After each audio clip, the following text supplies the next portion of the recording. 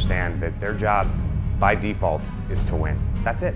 There's no second place when you go to war with people, right? There's no second place when you merge with an adversary aircraft. It's him or you. So by default, you win. And if you can't win, then this isn't the job for you. Every time you take off, you have to be perfect. You know that every time you drop a bomb, the guys on the ground are counting on you. Our guys are getting shot up. We need those buildings dropped now. It's a stressful job, but it's stressful to the point that it maximizes your performance when you're airborne. And you get that from the first day of pilot training all the way to hopefully the last sortie that you ever fly in a fighter. We have a lot of students that go downrange. 4 months from leaving here, they're in Afghanistan and they're doing exactly those things. They're dropping GBU-12s on folks, dropping GBU-38s, or they're down doing operations in Syria. So we try to make it as realistic as we can for these guys because we know that there's a good chance that when they leave here just a few months later, they could be downrange doing the same things.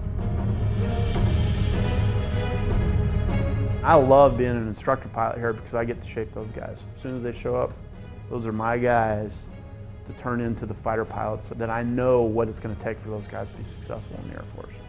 What I want to do is find that optimum stress point so that performance is exceptional.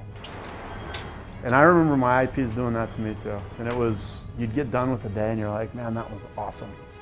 You'd get done with the day and you're like, that was horrible, but I'm going to get better. 26,000 hostile, single contact. You have to kind of try to instill in them that warrior spirit. You want these guys to learn to be aggressive, how to maximize and max perform the aircraft.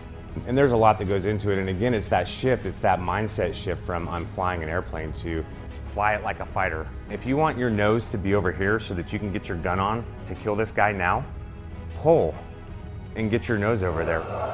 You don't have to do big maneuvers like you were doing in the T-38. This is a fighter high-performance aircraft, right? If there's something that you want to make go away, put the nose where it needs to be to make it go away. While we're teaching, the basics of how to fly BFM, we're also trying to teach that mentality, right?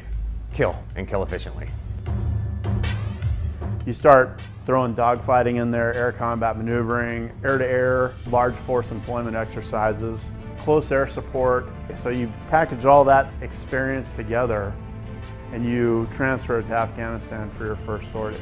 At the end of the day, the finished product here at Luke is an incredibly capable fighter pilot